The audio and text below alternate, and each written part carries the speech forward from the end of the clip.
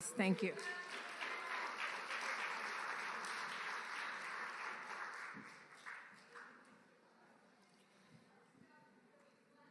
You ever have an annoying sponsee?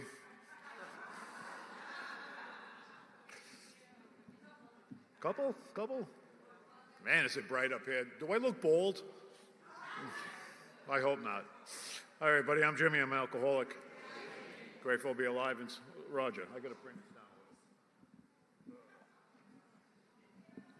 Grateful to be alive and sober, and it's always been customary where I come from to let you know that I have a home group. It's called a Design for Living group on the Jersey Shore. I have a sponsor. I have a service sponsor. Apparently, I need a lot of adult supervision. I've got a lot of sponsees, and most importantly, I've been sober since my first meeting of Alcoholics Anonymous, and that was on March 28, 1987. So, thank you. Extremely grateful for this way of life, and to be with my friends and my wife and Peter and Chris and Marion, and I'd like to really thank Raquel for the invitation, and really like to thank, more importantly, Districts 208, 209, and 211, because as I talk about later on, maybe in step 12 when I come back up, the most important place in Alcoholics Anonymous is in our districts. That's ground zero, and that's what I believe. This is where we carry the message to the alcoholic who still suffers. And, we get involved in going to treatment centers and detoxes and jails, and we go out to see the doctors and the priest and, all that stuff. So that's really important, because right now, I can tell you I know right now, there's somebody in Syosset, New York, sucking on a bottle of whiskey right now, not knowing that there's a bunch of people in here that have a solution to his or her problem. So, so I know how important that is. I never spoke on a topic like this before in my life, believe it or not, in 37 years of sobriety. I mean, yes, we talk about prayers, but to put it into a context where we talk about it, I guess that's I'm still hooked up on Chris's LSD story, so somebody yell out to me later on, Jimmy, LSD, because I want to tell you a story too about that, and I don't want to forget that, because it was really a great day.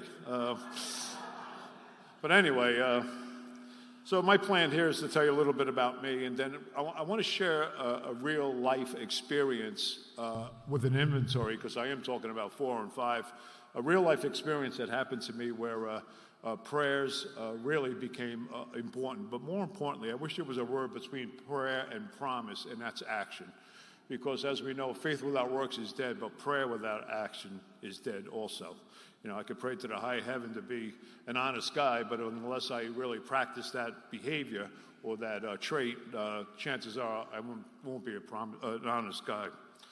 So I grew up not too far from here, Jersey City, New Jersey.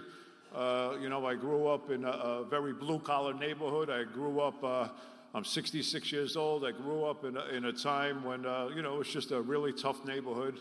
I was born perfect. I was quickly handed over to these 2 character defects called mom and dad. I mean, I make a joke out of that, because the truth of the matter is nothing's my fault, right?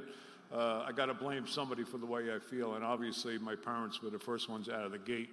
And, all my parents ever really tried to do for me was, give me morals, values, good education.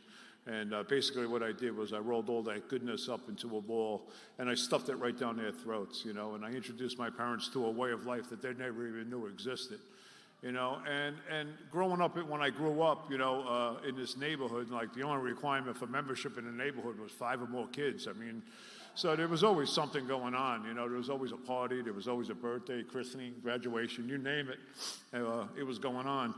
And the thing that was at every event everything that was going on in the neighborhood, everything that was going on was king alcohol, right? And we hear this term quite often, is that alcoholism is a disease of perception. And, as a young kid, 6, 7, 8 years old, the way I looked at alcohol is I equated alcohol to fun, right? I look at my old man, I look at my brothers, I look at the neighbors. It seems like they, wearing life like a loose garment. They seem to be having a good time, partying, having fun, laughs, jokes, all that kind of stuff.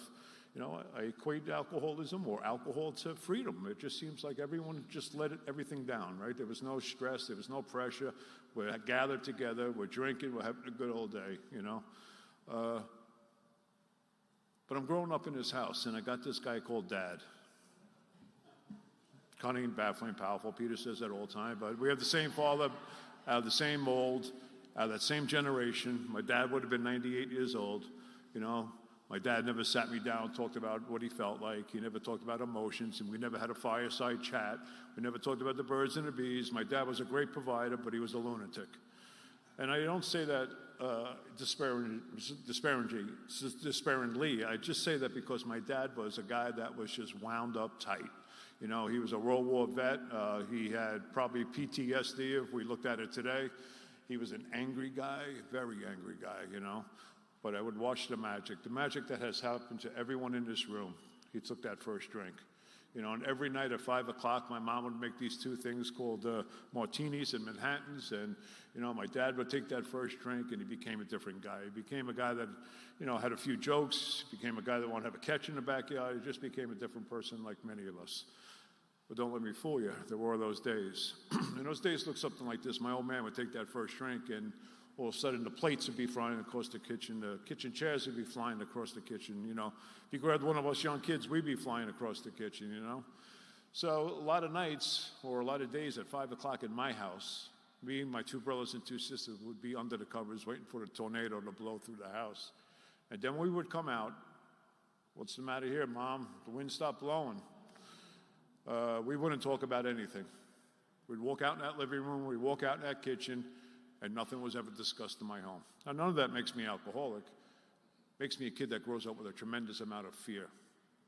Fear of loud noises, fear of people yelling, fear of banging doors, fear of violence, fear, the evil and corroding thread.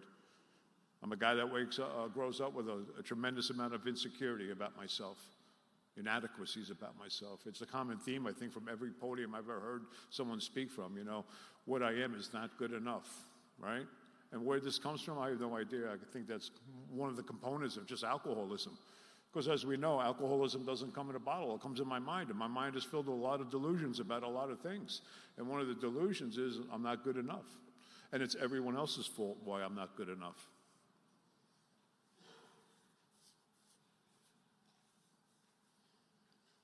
I'm a kid that's walking around with a lot of secrets. See, if you're like me and you come from my house and you come from my neighborhood, you don't talk about what's going on. You're not allowed to talk about what's going on in your house, your neighborhood, or anything. You're a snitch. So from a young age, I learned how to internalize my emotions. I learned how to push this stuff down. I learned how to push that fear down. I learned how to push that insecurity. More importantly, I learned how to put those secrets. They're not coming out. They're not going to see the light of day. So when I get to 4 and 5, I'm going to have problems because I'm going to have to talk eventually about things that are going on in my life. Well, what happens to me is at the age of 13 years old, I find myself in a cemetery, and it's my first time drinking.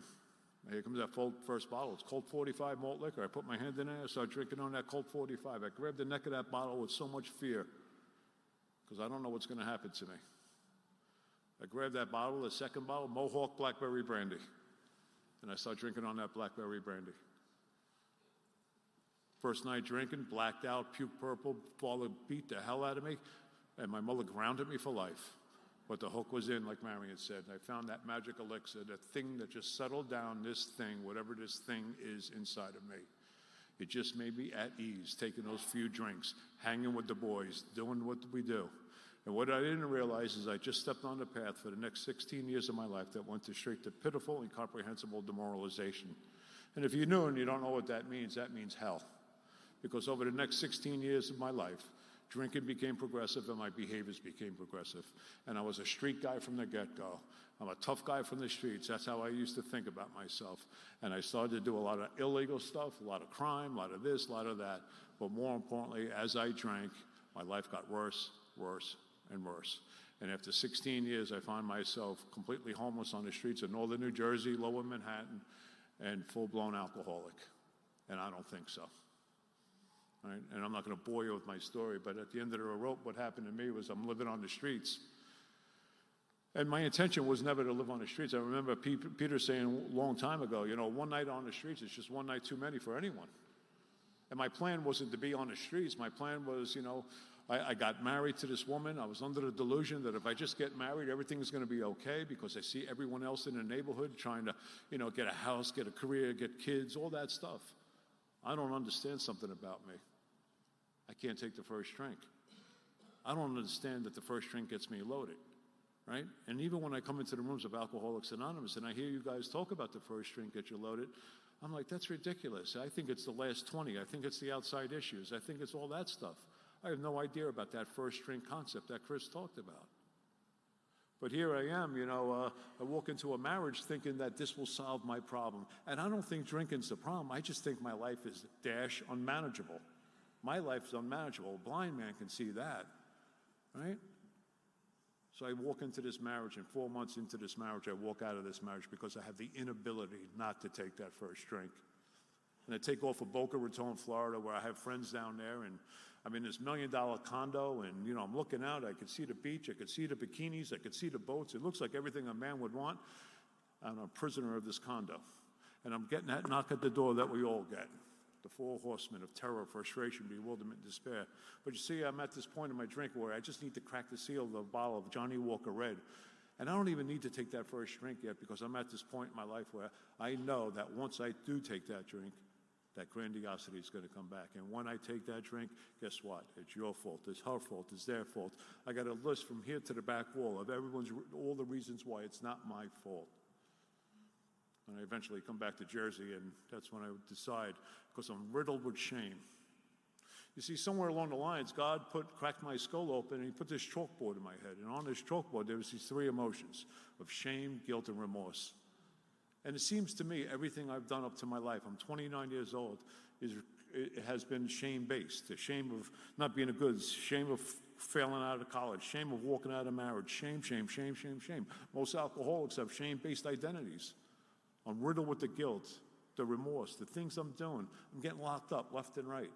I'm hurting people that really care about me. But when I come back to Jersey, I'm too afraid to face them, so I make a decision. And the decision, again, was just to stay out on the streets for a couple of nights. Little did I know that 1 month would pass, 2 months would pass, 6 months would pass, and before you know, it's about 18, 19 months I'm still living on the streets, doing all the deplorable things we do when we're on the streets. Incomprehensible demoralization. Pitiful. Panhandling, stealing, doing all the things we do. Selling my blood, everything for a drink. What happens to me is I walk into a bar, and I see this old guy that I know from the neighborhood. He goes, "Hey, Jimmy, they're hiring guys like you." Newark Airport. Go to Newark Airport, they're hiring guys like you. Finally, I always wanted to be a pilot, but I didn't know I really didn't know it was that easy. I mean, just live on the streets and go to the airport. But back in the day, there was an airline called People's Express, and they'd hire guys like us. And the idea of the job was to take the luggage that's over there and hopefully get it on the plane over there. I segue here, and I'll just let you know that if anyone in here has flew through Newark Airport in the 80s and you're still waiting for your luggage, I can make amends after this talk. The interview process was like this. Hey, can you lift the suitcase? Yeah, okay, you're hired. I mean, they were desperate back then. And me and 2 guys, we robbed the car the next day, and we went out to Newark Airport. All 3 of us are sober over 37 years now. It's a miracle. It's a promise. Thank you. And we went into Newark Airport, and you could just imagine the amount of people and everything going on, the hustle and bustle of that. And we walk in this room. I'm living on the streets. They didn't care. It's kind of crazy when I think back of that.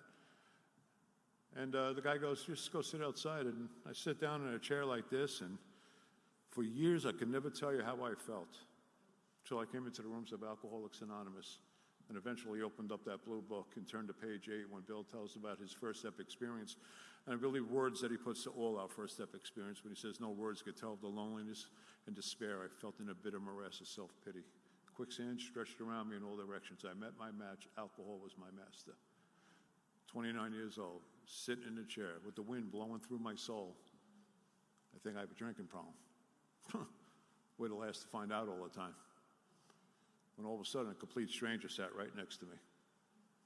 After a couple of minutes, that stranger looked at me and said, "Hey, what's your problem?" Now, people weren't asking me how my 401k was doing or that new Porsche I just bought, you know.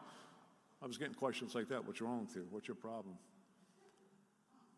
And I spit my life story up on this stranger. And he looked at me and said, "I have the answer for you." I said, "What's that?" He goes, "Where do you live?" I said, "Wherever I can put my head down." Now, yes, young people in here, there was a time when we didn't have cell phones or beepers. And this gentleman pulled out a piece of paper, and he wrote down the street. He goes, "You know where this is?" I said, "Yeah, that's my old neighborhood." Then he asked me a very strange question. He goes, "Is it possible for you not to take a drink the rest of this day?" And I was honest with him. I said, "I want a drink right now. It's like 10 o'clock in the morning." He goes, "Try not to drink and be in front of this address at 7 o'clock tonight." And he put down a number in front of that street. All I could say is, but for the grace of God, at 7 o'clock that night, standing at 153 Linden Avenue in Jersey City, New Jersey, I brought Roger past that spot, and I pointed to that cement block that I stood on. Knees are knocking, stomach is churning, the head's talking to me a million miles an hour. I'm mocus. That's an old AA term, mocus. Now, I don't know what mocus means, but I was definitely mocus in that moment. And a 1979 Chevy Impala pulled up. And a stranger pulled up with a bunch of other strangers in that car, and they rolled down the window. Yes, we used to have to roll down the window. And they rolled down the window, and they said, "The most spiritual thing you'll ever hear in Alcoholics Anonymous, get in the car." And I got in the car with these gentlemen. And he took me to my grammar school, right around the corner, less than 500 yards away.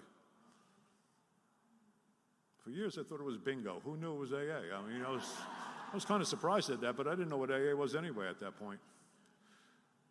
And they walked me into my first meeting on March 28, 1987, and I've been here ever since.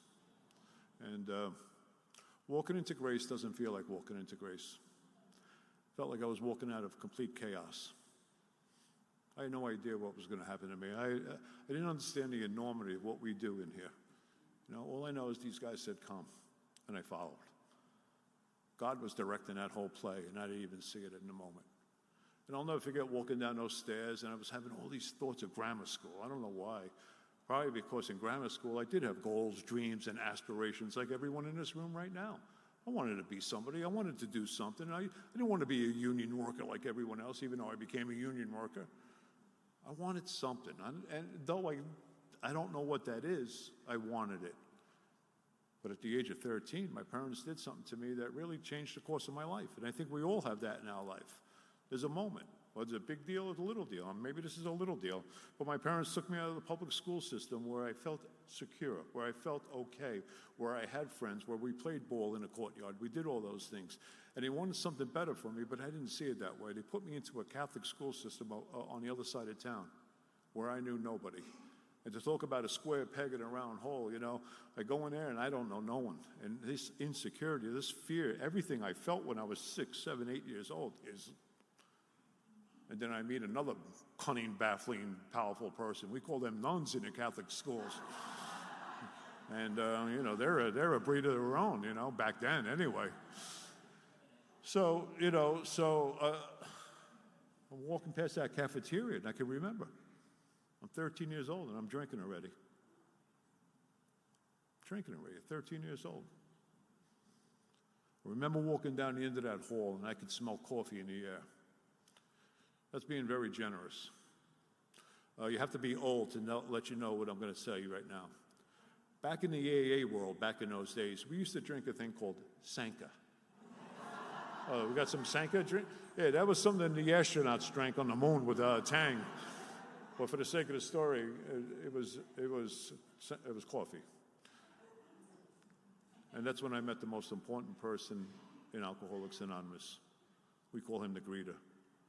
And that gentleman put his hand out to me, and I grabbed that flimsy reed, and he pulled me into you. And today I know that was the loving and powerful hand of God. And my journey starts in Alcoholics Anonymous. And I'm not going to go through all that, but you know what? I got back with that life I walked out on. We had two little AA kids, I call them. They're now 34, 31 years old.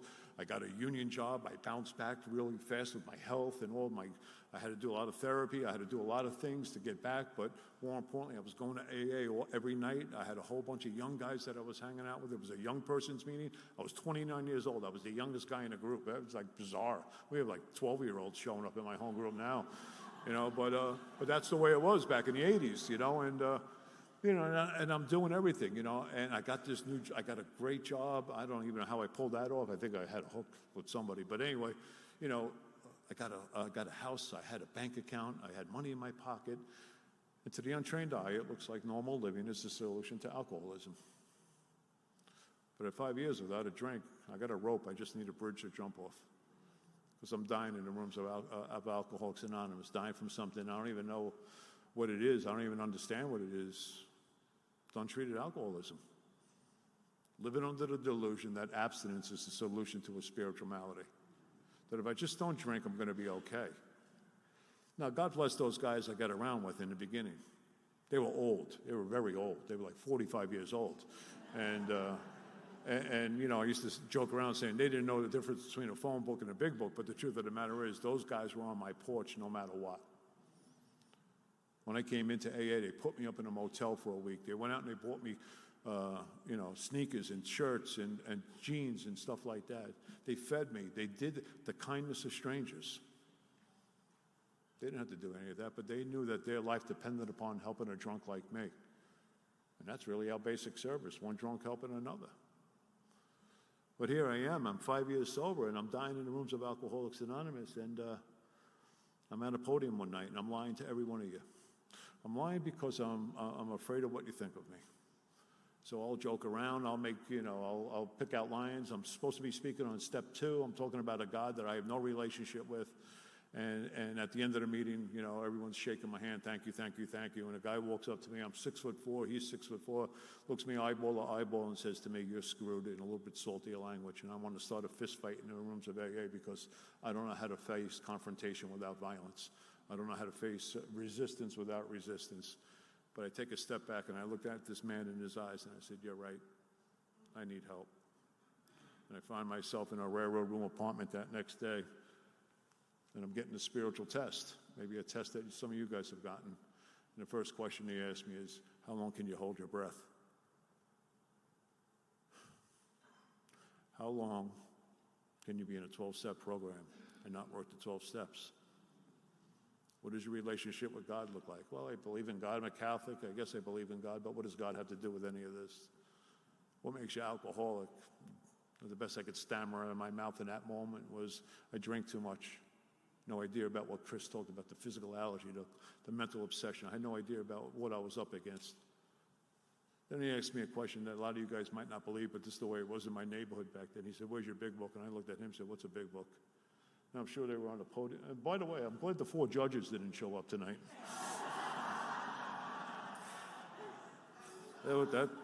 That's not a good thing when they do. Might be in here, but I don't know about that. But we didn't read the book back then. It wasn't until Joe and Charlie came through the Northeast in Harlem, New York, specifically in 1991. And everybody got lathered up and crazy, and off we go with using a book as a weapon sometimes. But we all get in that militant stage. I did. I know I did. So what happens to me is I'm sitting with this guy, and he's talking to me about the 2 goals of Alcoholics Anonymous that he believed in at the time. Kind of 2 goals that I believe in today. First goal is this, the obvious one. Don't pick up the first drink. But the second goal is the goal we all want to attain, and that's to step into the sunlight of the Spirit. That place out there. You look out the window, it's a beautiful sunny day, but if I took all these chairs and I put them against the door, we would have to take actions to get outside, right? And what is that place, the sunlight of the Spirit, right? A place where the bondage of self gets removed, a place where there's freedom, a place where we experience all the promises that are in our literature. Bill Wilson calls it utopia, a perfect place. But in order to get out there, I got to walk through the darkness of my life to get there. My sponsor likes to say today, you can't grow spiritually and avoid your problems. You got to face your problems. I have a lot of problems. I have a real lot of problems. You see, I'm 5 years sober in Alcoholics Anonymous, but I still got that 8-year-old fear and insecurities, and more importantly, I got secrets. I got things going on inside of me that I am not telling you. And I live by the code of the street. Tough guys don't talk about how they feel. Real men are strong. I mean, I got so many old ideas about what a man is, and they're all a lie. But I believe them in this moment. And so what he tells me is, Jimmy, in order to get out there, we got to go through this stuff. And like I sit at my kitchen table at my home on Jersey Shore, I got this glass door at the end of my hallway, and I tell every guy I've ever sponsored, there's the goal line. All we need to do is walk into the darkness of your life and to uncover, discover, and discard the things that are blocking you from God and blocking you from each other. Next Wednesday, if you do read Daily Reflections, pay attention to what the reading says. Because to me, it's one of the most important readings we have in Alcoholics Anonymous. And on May 1st, it's going to talk about healing the heart and the mind. And there's a line in here that I read 1,000,001 times. I should know it by now, but I think God just wants me to continue to read it off this piece of paper. But it says, it's a side of myself that I refuse to look at that rules me. I must be willing to look at the dark side in order to heal my mind and my heart, because that's the road to freedom. I must walk into darkness to find the light, and walk into fear to find peace. The way the old-timers used to say that was like this. AA is like a big bonfire. A lot of people are walking around the fire, but eventually the fire is going to go out. But if you really want to grow, if you really want an experience with God, if you really want to be free and to step out into the sunlight of the Spirit, you got to walk through the fire and get your ass burnt and feel the uncomfortability of change.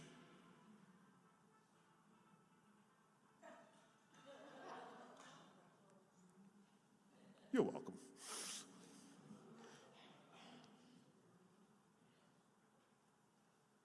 One thing I can't do for anyone in this room right now. None of you could do it for me, and none of you could do it for each other.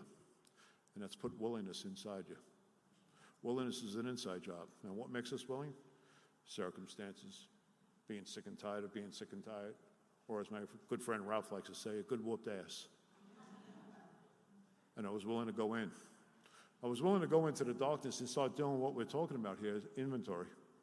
Uncover, discover, and discard the things that are blocking me from God. And I was willing to go in and bring the walls down.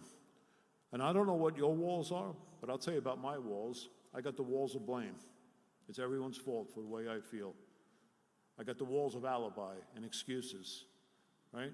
I got the walls of anger and rage and fear and remorse and guilt and shame. And we got 1,000,001 adjectives that Bill puts in the literature. I'm restless, I'm irritable, I'm discontent, but I'm willing to go in and take a look, because I'm dying in the rooms of Alcoholics Anonymous without a drink in my system.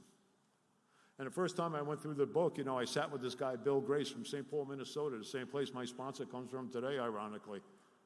And he's talking about these 2 goals, but what he did on this particular day, overlooking Manhattan from the Jersey side right on the Hudson River, is he painted me into a corner so far that I had no choice but to take one of those 2 alternatives: spiritual life, spiritual death.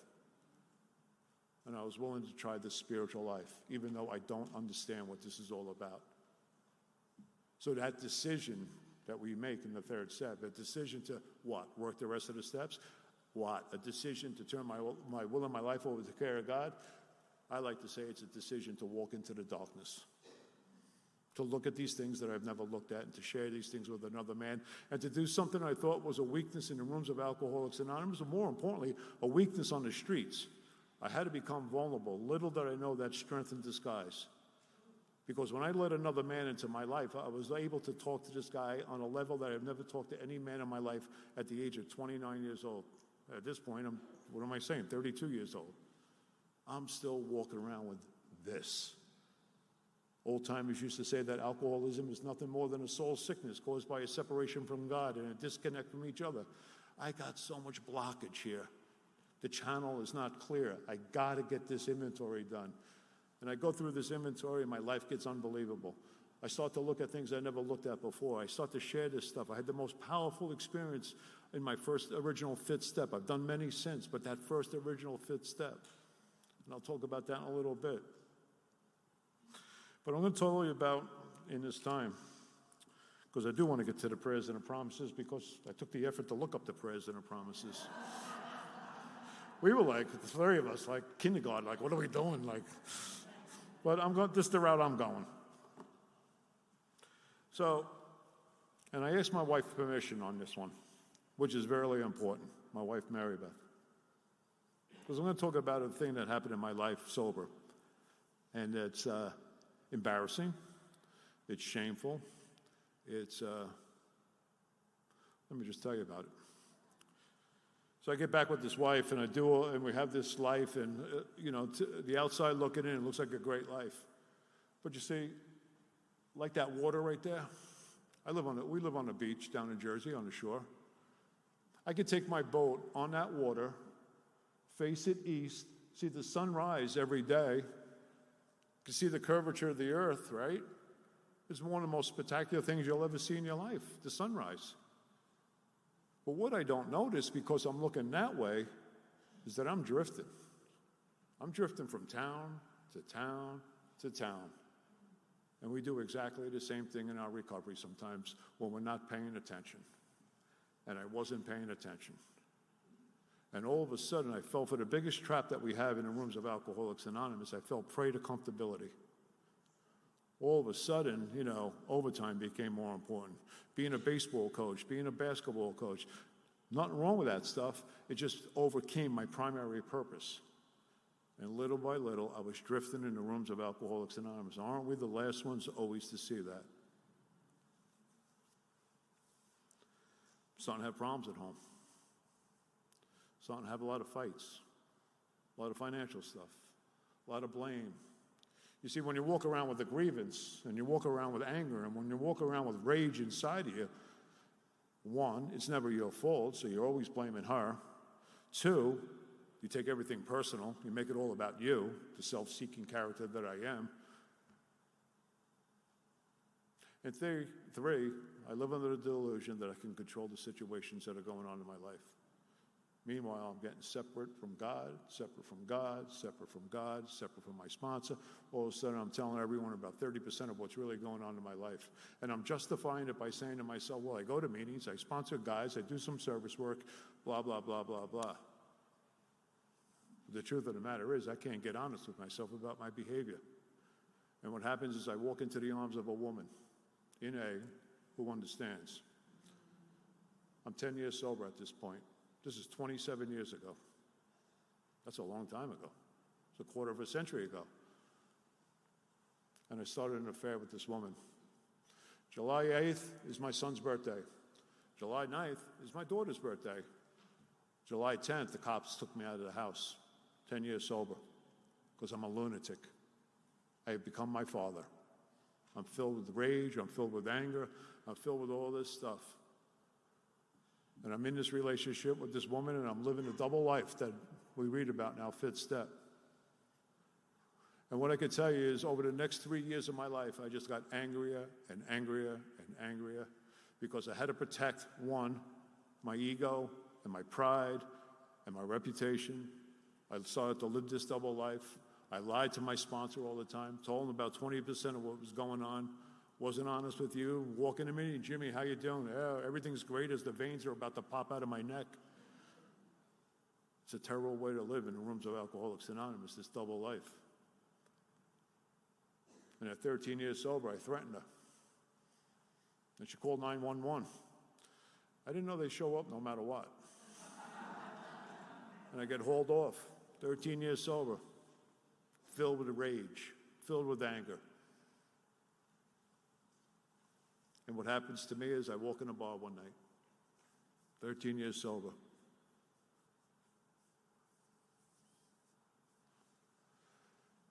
I understand what Dr. Bob was talking about in his nightmare when he says he was stuck between a rock and a hard place. He uses different words, but I can't pronounce them. Chablis and Charbonnet or something like that.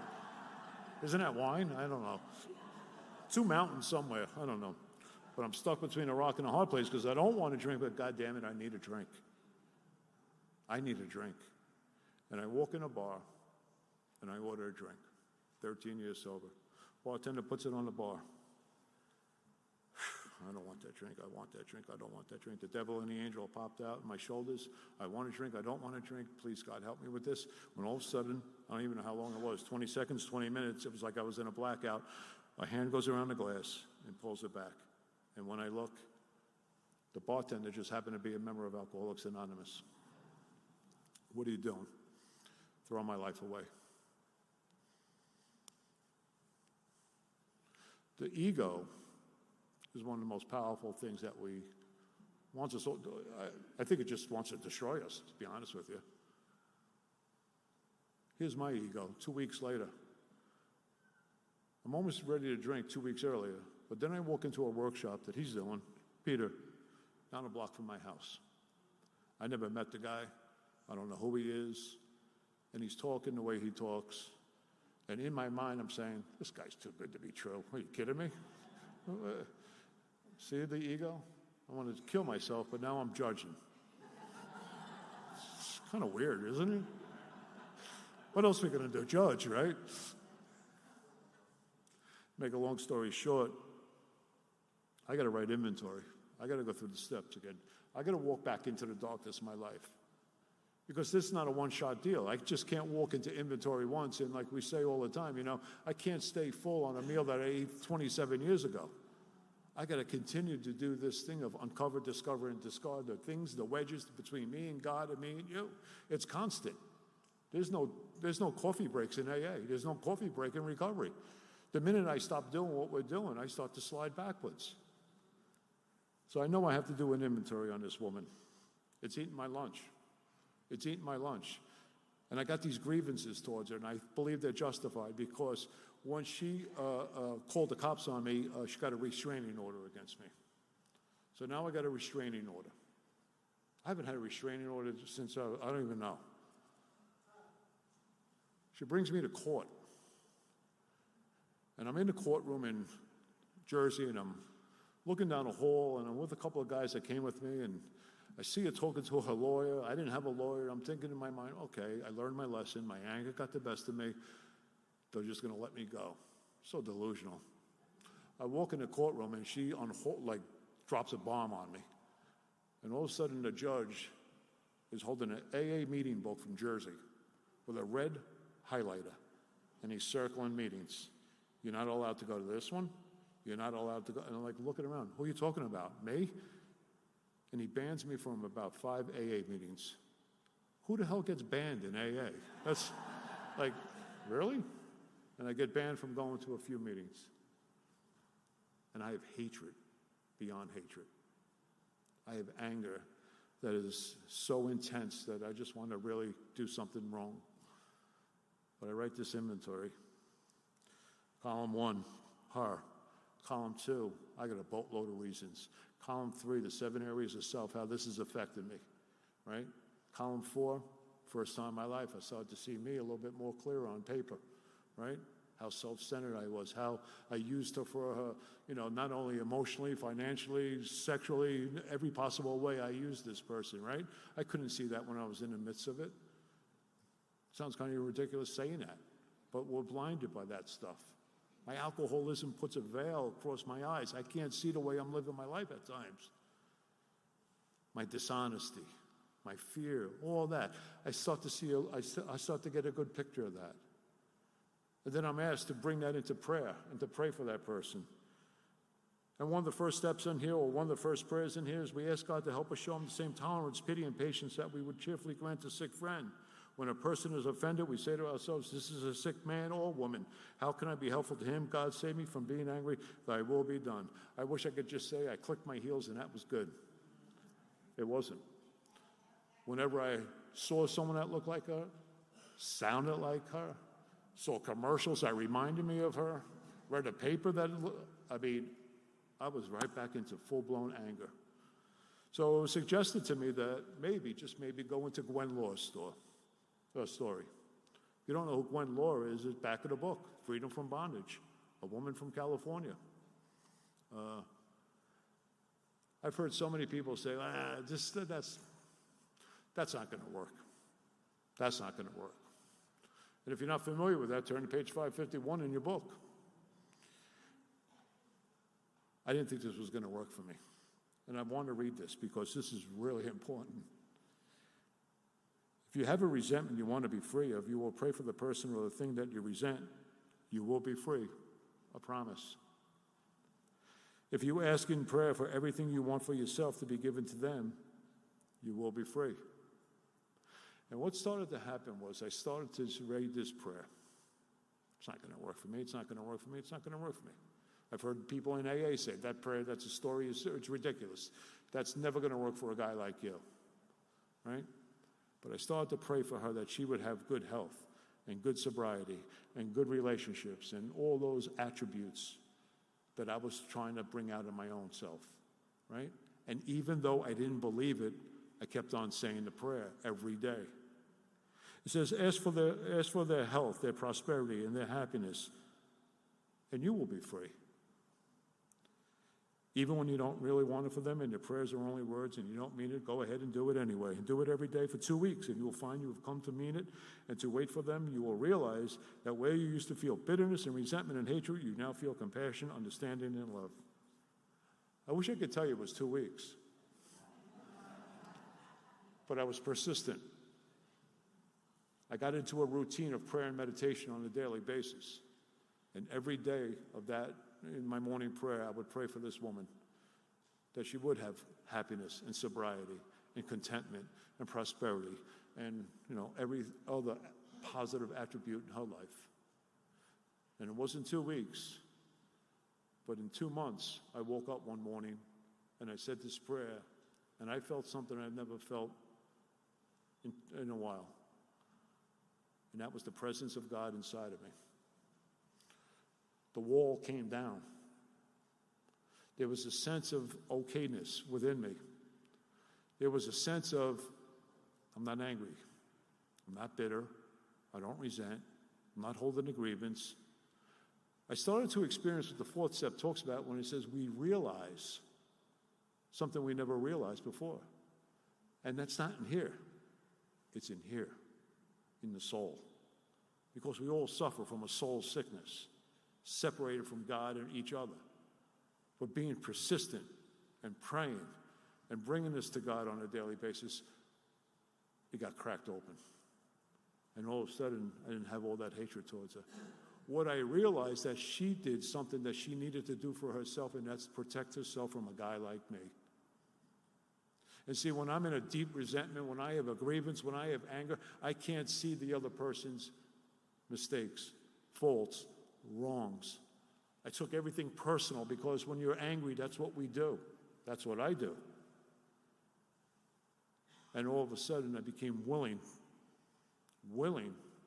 to try to clean this up. And as inventory was written, as I shared it with my sponsor, there was a sense of freedom. I was taking that step towards the sunlight of the Spirit on this resentment.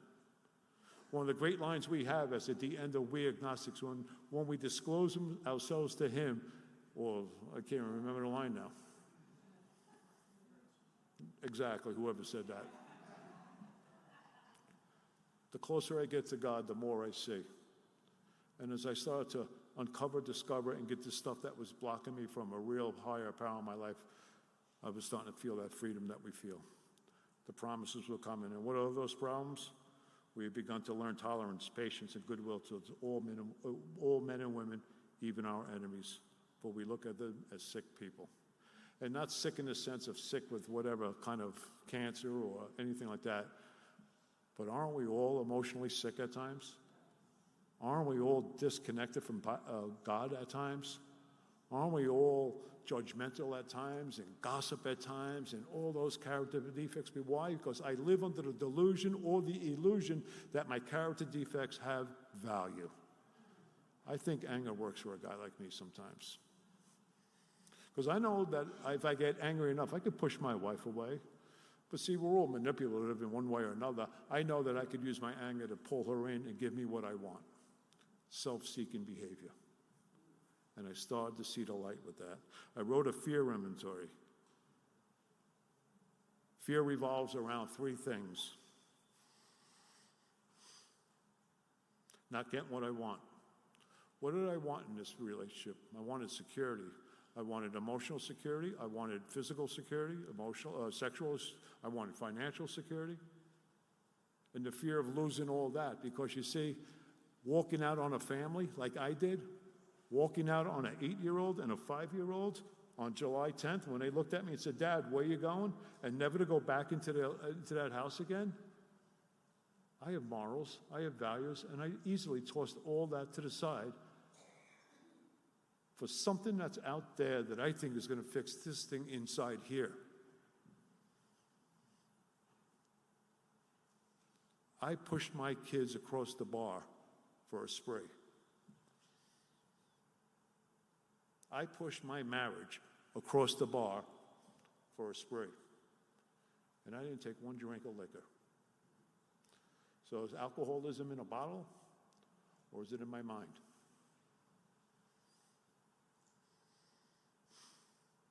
Losing what I have.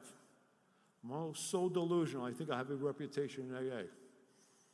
That I'm some kind of AA guru in my neighborhood, because I could read how it works without looking at it in a book. Ego, ego, ego. And then probably the worst thing that, revolves around fear is the fear of being found out. I'm an AA fraud, 13 years sober. Too afraid to talk about what's going on in my life. So I write this inventory: fear, why I have the fear, how has self-reliance failed me, how do I set the ball rolling, and more importantly, what can I do better? The fear prayer on page 68 says, the verdict through the ages that faith means courage. All men of faith have courage. They trust their God. We never apologize for God. Instead, we let him demonstrate through us what he can do. Prayer, we ask him to remove our fear and direct our attention to what he'd have us be, not do. At once we commence to outgrow the fear. Doesn't mean the fear has been removed. It just means I start to take actions that are pushing me or pulling me away from the fear.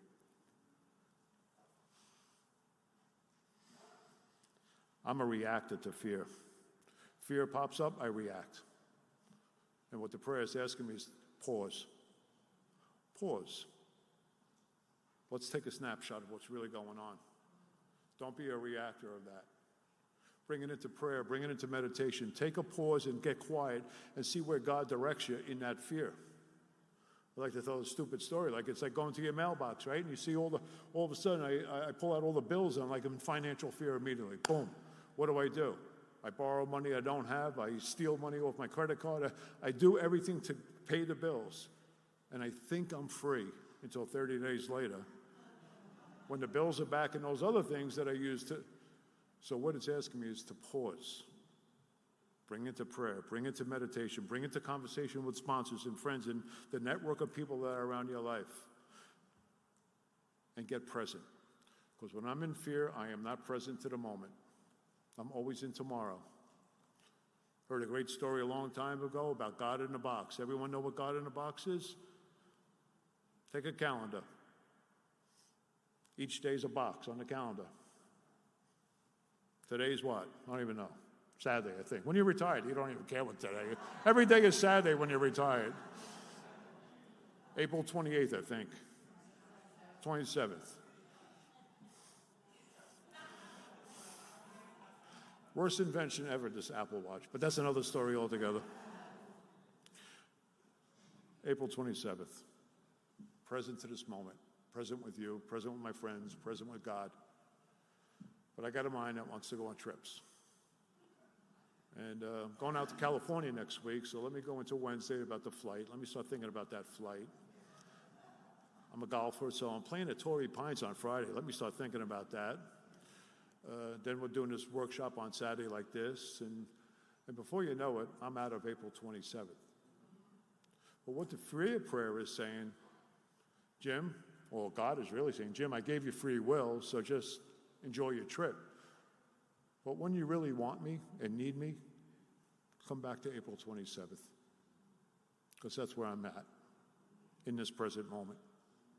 And that's why we meditate, and that's why we pray, is to get present to the only moment we'll ever have, right now. And now, and now. Now that sounds very simple and simplistic. The truth of the matter is, it's one of the hardest things I ever had to do. And take the time to meditate and take the time to look at the things that are in my inventory and get present with that stuff and not allow those fears to take me out of today. And then again, sexual harms, and we got 9 questions, and to write out that ideal, more prayer, more promises. Eventually I wrote we've been married 20 years. I went through the inventory again at some point, and again, taking the actions. What are the actions? I gotta, what is that ideal? What is that sexual relationship ideal that we have, right? I'm very clear on the 9 questions. I answered all the 9 questions. It looks like the guy that had his first girlfriend is the same guy 20 years later who's shown up in a marriage. Dishonest, selfish, all those character defects, right? So I got to write an ideal. I got to put it into prayer form. And I wrote it really for my wife, and as I inventory my relationships in the past, today, and in the future, I have found that I have fallen short. I pray for the strength to practice my kindness. Now, again, I'm really bringing up her attributes that make me attracted to my wife. And one of the most important attributes that she has is she's the kindest person I've ever met. And I'm a savage from the street. I don't even know how to say thank you and be polite. But she taught me how to do that. I pray for the strength to practice my kindness like her, my thoughtfulness like her, and my usefulness like her. I pray that you help me mold these ideals around the defects that block me from true relationships. Father, help me to see the truth in all my relationships, especially my wife. Help me to pay attention to her kindness, her compassion, and her love. When I fall short, I pray for the willingness to admit my faults and the strength to seek you. Lord, I pray that you direct my relationships and not fear. We'll be married 20 years. Never had a fight. I don't think that's a surprising thing. Now, if it was my first wife, that'd be a different story. But the truth of the matter is, I have a wife in recovery who takes care of herself, and I take care of myself through this, through the process of the steps, through all that stuff. And when we come to our home, we have a safe place. There's no trauma. There's no screaming. Do we not get along at times? I don't want to even say that. Do we butt heads? Absolutely. But there's no yelling and screaming and all that old stuff. Why? Because we both take the time to work on ourselves, to sponsor other men and women, to carry these and practice these principles in all our affairs. And I got a couple of minutes left, and I just want to jump into all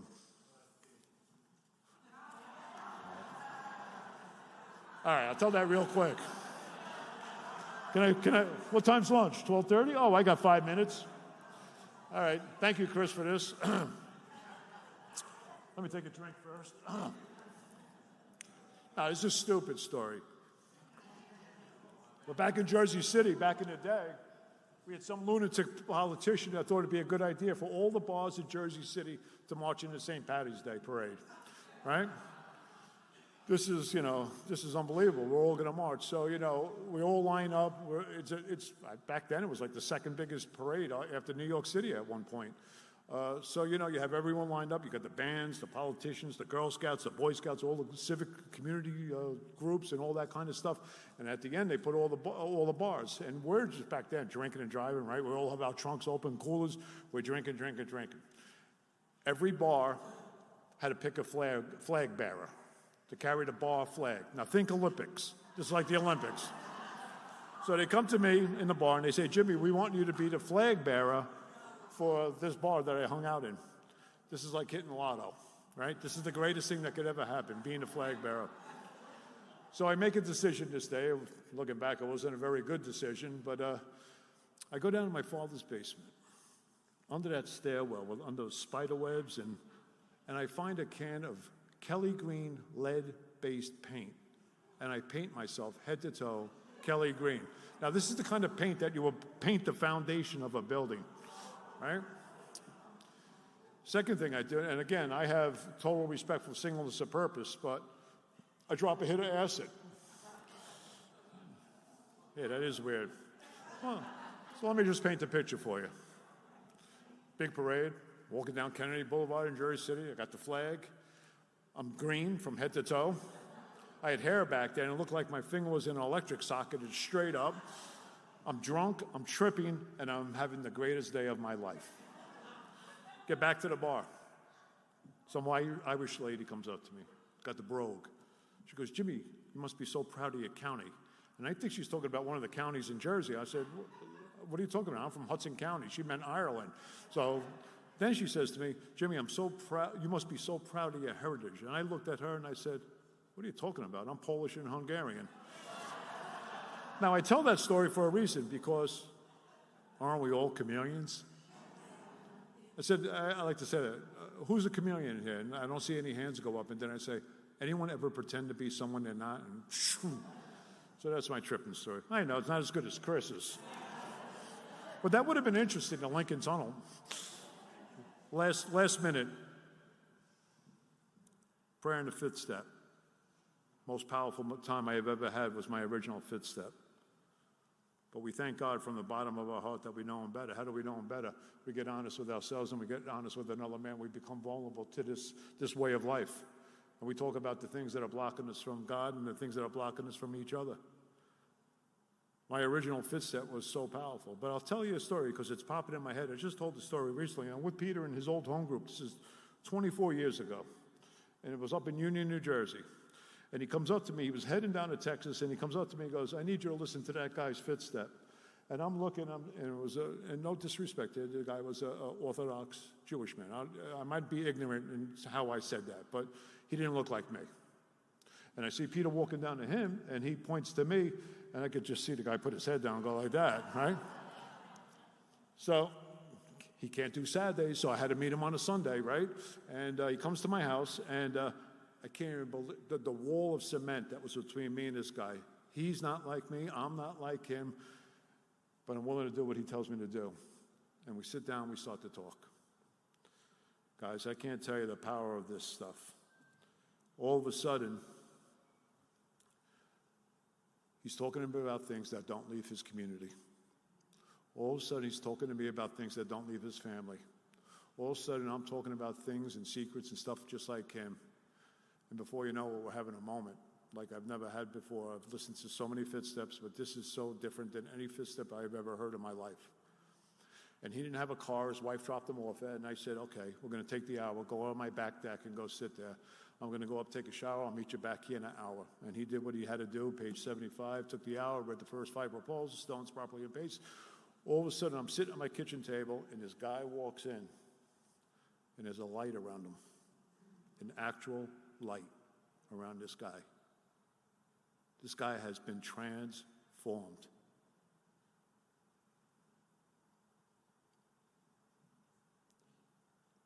I'm starting to have a spiritual experience on his fifth step. I can't believe I see what's in front of me. Most powerful thing that has ever happened to me in a fifth step. Years later, I'm speaking at the Atlantic Group over in New York City. I'm walking down the middle of the thing, and all of a sudden, some guy jumps on my back.